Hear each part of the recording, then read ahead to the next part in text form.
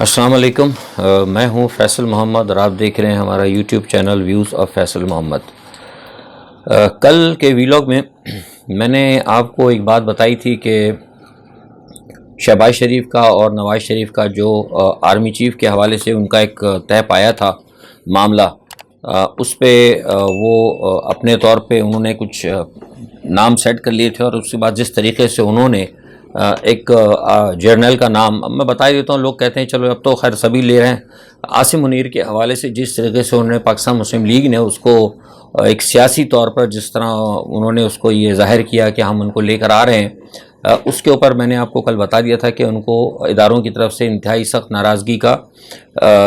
ایک پیغام بھیجا گیا تھا، اور سخت پیغام بھیجا گیا، اور ان کو کل یہ کہہ دیا گیا تھا دوبارہ کہ جس نام کو آپ نے لے کر ایک طریقہ کار جو ہوتا ہے آرمی کا، جو میں نے بتایا تھا کہ ایک نوٹیفیکیشن نکلتا ہے پھر سیکرٹری ڈیفنس ان کو، اور اس کے بعد وہ سارے کو جس طرح آپ نے وائلیٹ کیا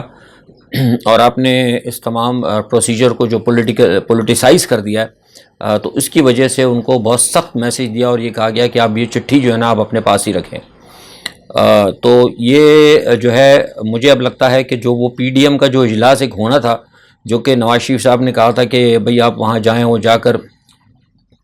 پی ڈی ایم کے ساتھ اس معاملے پر مشاورت کر لیں، اور اس کے بعد اس کو جو ہے فوری طور پر آپ وہ اناؤنس کریں۔ اور پلان ان کا یہی تھا جو میں نے بتایا تھا کہ عاصم منیر صاحب کو 27 سے قبل وہ وائس آف چیف بنا دیں، اور اس کے بعد جو ہے پھر ظاہر سی بات ہے جب وہ وائس آف چیف ہوں گے تو آفٹر دی باجوہ مطلب آلٹرنیٹ وہ ان کو چیف وہ بن سکتے ہیں، اور بعد میں پھر جنرل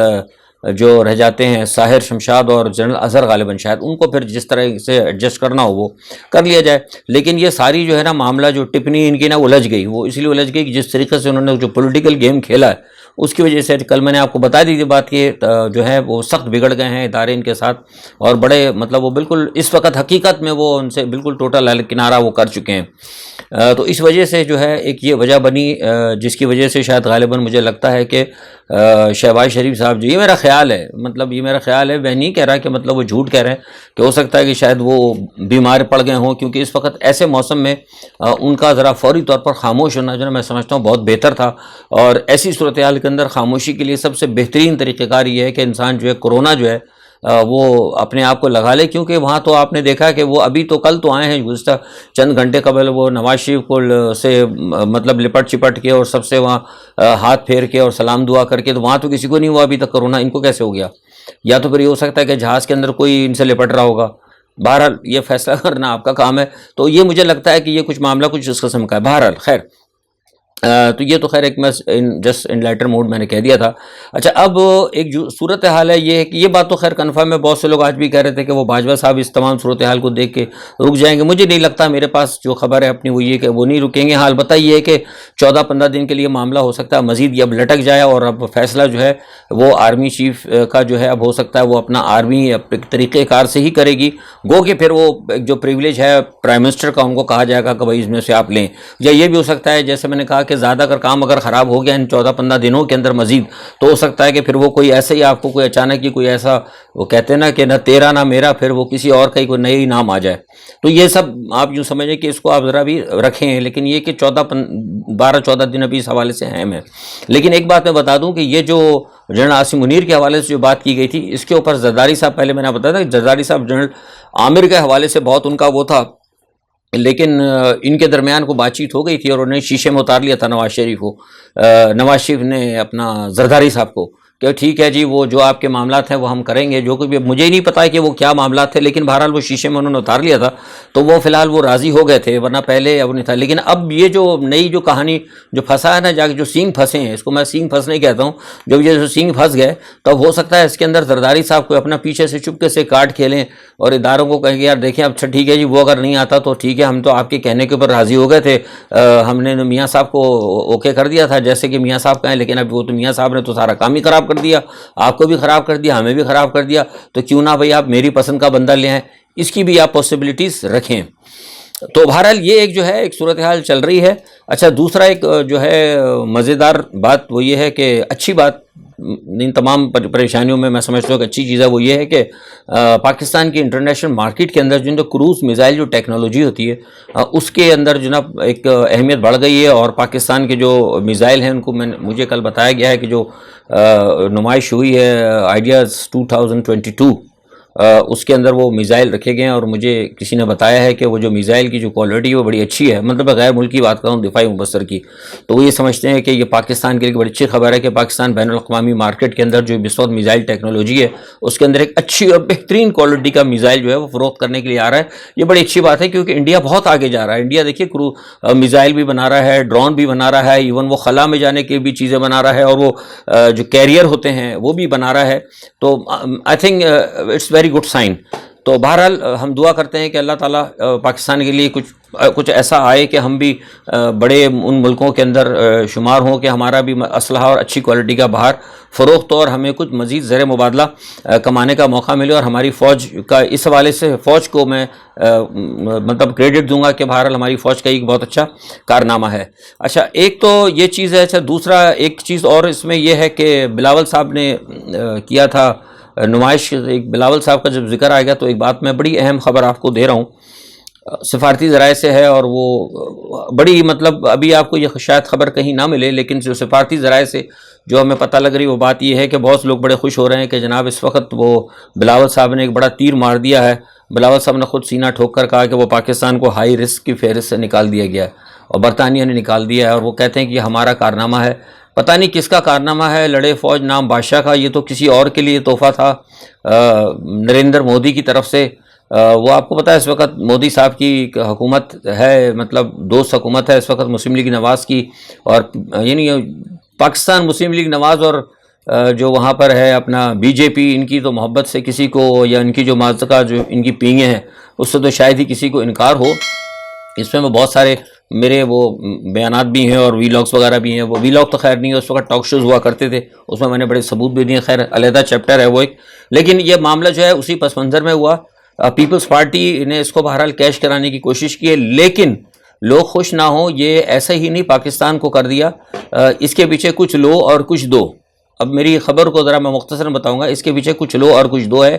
کچھ لو کچھ دو یہ ہے کہ آپ کو معلوم ہونا چاہیے کہ اس وقت بھارت کے اندر جو اس وقت برطانیہ کے اندر جو پرائم منسٹر ہیں وہ ہندو مذہب سے تعلق رکھتے ہیں، اور وہ نریندر مودی کے بھی بہت قریب مانے جاتے ہیں۔ ان کی جو سسرال ہے وہ تو ٹوٹل انڈیا سے تعلق رکھتی ہے۔ اوبویسلی ریلیجس کا تو ایک تعلق ہوتا ہی ہوتا ہے، لیکن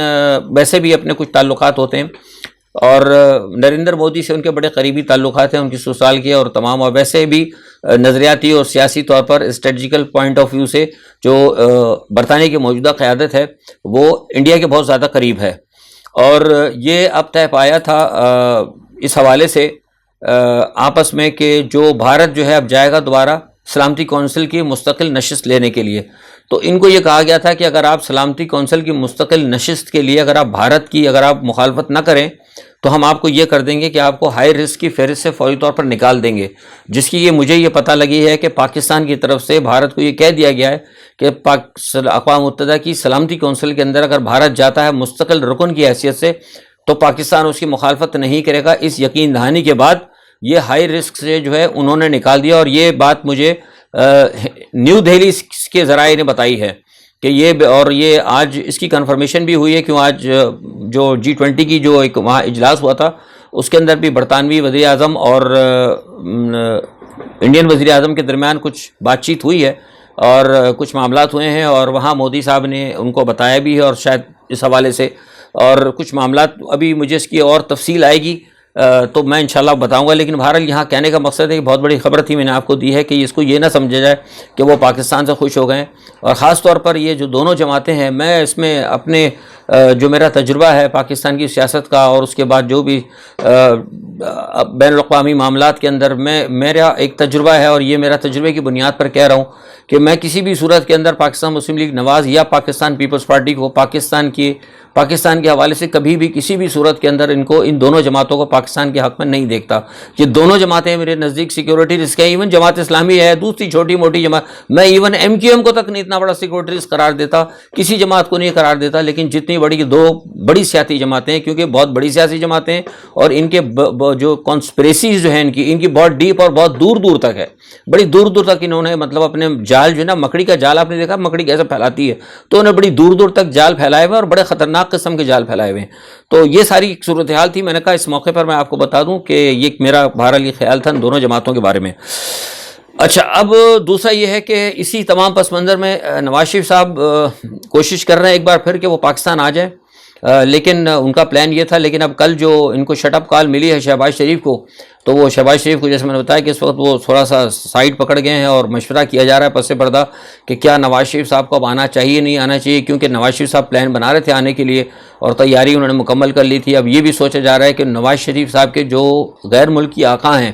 ان سے اب رابطے کیے جائیں گے یا ہو گئے ہیں، اب مجھے ایک آدھ دن میں پتہ لگ جائے گا کہ وہ گارنٹی دیں کہ یہاں نواز شریف آئیں، کیونکہ بقول شہباز شریف کے ایک قریبی ذرائع کے شہباز شریف نے کہہ دیا پاجان اسی نہیں سنبھال سکتے، معاملہ بہت بگڑ گئے ہیں، سمجھ گئے، تو آپ آؤ، تو آپ آ کے مطلب کچھ دیکھو۔ اب بھائی جان یہ بھی دیکھیں گے کہ بھائی جان خود یہاں دھر گلک نہ ہو جائیں کہیں، یہ بھی بڑی مصیبت ہے، کیونکہ معاملہ تو ابھی اتنے ٹھیک نہیں ہے۔ گو کہ حکومت کی طرف سے یہ میں آپ کو بتا دیتا ہوں کہ یہ بات ہو گئی تھی کہ اگر نواز شریف یہاں پر آ جائیں گے تو انہیں جیل بھیجا جائے گا، لیکن وہ جیل سے مراد لوگ یہ نہ سمجھیں کہ وہ حقیقی جیل میں جائیں گے، وہ نواز شریف صاحب اپنے گھر میں جائیں گے اور وہیں پہ اس کو سب جیل بنا دیا جائے گا، ساری دنیا کی سہولت وہاں پر ہوگی، مطلب ہمیں اور آپ کو بیوقوف بنایا جائے گا وہ کہ وہ جیل میں ہے لیکن حقیقت وہ اپنے گھر میں ہوں گے، اور وہیں سے پھر جناب ان کے مقدمات کو چلیں گے اور سارے معاملات کو کر کے انہیں مطلب کلیئر کرنے کی کوشش کی جائے گی۔ یہ بہرحال ایک پلان ہے ان کا۔ تو یہ ایک ساری صورتحال ہے، اور اسی دوران اپنا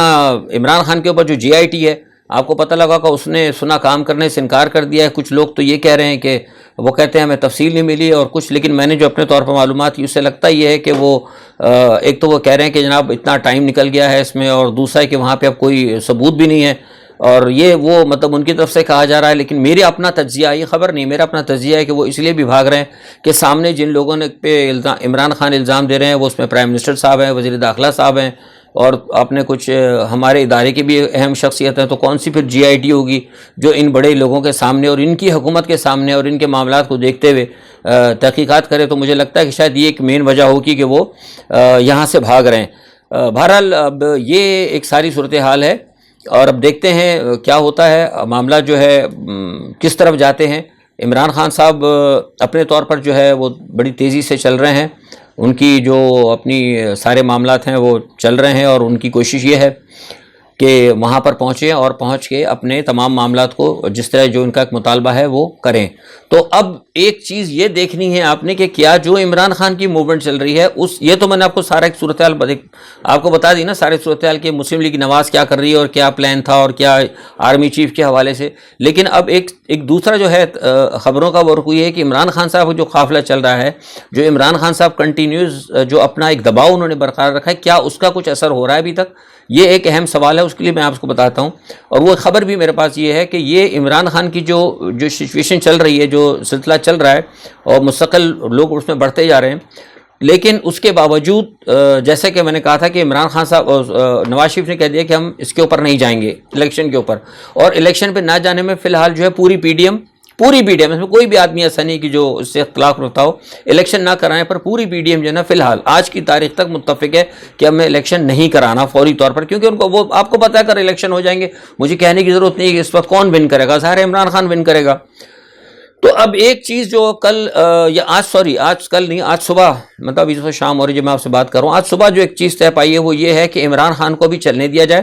اور حکومت پوری کوشش کرے گی کہ ان کو روکا جائے۔ اگر یہ نہیں روک پائے تو دیکھا یہ جائے گا کہ جب عمران خان جب پنڈی پہنچیں گے تو پنڈی پہنچنے کے بعد وہ دیکھیں گے کہ عمران خان کے پاس کتنی طاقت ہے۔ اگر عمران خان کے پاس اتنی طاقت ہوئی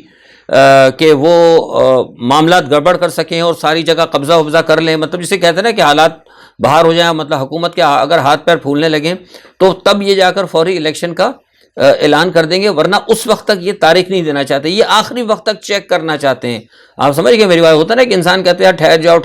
جاؤ دیکھ لیتے ہیں، تو یہ دیکھ لیتے ہیں کہ پوزیشن میں یہ آج کا ان کا فیصلہ ہے کہ دیکھیں گے عمران خان صاحب کب تک وہاں پہنچتے ہیں اور کتنے لوگوں کو پہنچتے ہیں, کتنے لوگوں کو لے کر پہنچتے ہیں, اور کس مطلب اس کا سٹیٹس کیا ہوگا, مطلب کہ واقعی اگر حکومت نے دیکھا کہ اب معاملہ پلٹ اور ایسا نہ ہو کہ ہماری بھی گردنیں لوگ پکڑ لیں آ کے اور وہ ماہر دھاڑ حقیقت میں سری لنکا والی ہونے لگے, تو پھر ہم فوراً کول ڈاؤن کرنے کے لیے کہہ دیں گے بھائی آ جائیں اور آ کر بیٹھ کے بات کر لیں. اور اسی لیے شاید ہو سکتا ہے کہ الیکشن کمیشن کو بھی کہا گیا ہے کہ تھوڑا سا آپ نرم ہاتھ رکھیں, اور وہ جو استعفے فوری طور پر آپ کو پتا ہے 10-10 کر کے ان کے استعفے منظور کیے جا رہے تھے, تو ان کو یہ بھی کہہ دیا گیا ہے کہ استعفے نامنظور کریں. اور ایک بڑی اس میں اہم یہ ہے کہ مجھے یہ بھی بتایا گیا ہے کہ جو EVM ہے, الیکٹرانک ووٹنگ مشین, اس کے حوالے سے بھی کہا گیا ہے الیکشن کمیشن نے کہ ہم کو کہا گیا ہے کہ ہم آپ کو اس کے حوالے سے بھی فنڈ لوکیٹ کر دیتے ہیں. جیسے میں آپ سمجھتا ہے نا کہ ساری چیزیں وہ جو کچھ عمران خان کے جو مطالبے ہیں, الیکٹریکل مطلب ووٹنگ مشین اور الیکشن کی تاریخ وغیرہ, یہ سب کام کر کے رکھیں گے, لیکن یہ اعلان نہیں کریں گے. اعلان اس وقت کریں گے جب سے کہتے ہیں نا, جب وہ سر منڈاتے اولے پڑے, جب اولے پڑنے ہی شروع ہوں گے نا تو اس وقت ہی جا کے پھر وہ اعلان کریں گے. یہ ایک ان کا پلان ہے, یہ میرے پاس یہ خبر ہے اور یہ بڑی کنفرم خبر ہے. اچھا, دوسرا ایک بات یہ تھوڑا سا بین الاقوامی آپ کو میں بتا دوں کہ وہاں G20 کا اجلاس آپ کو پتہ ہے کہ ہو رہا ہے. کل میں نے اس حوالے سے بتا دی تھی. آج مودی صاحب نے تقریر کی ہے. مودی صاحب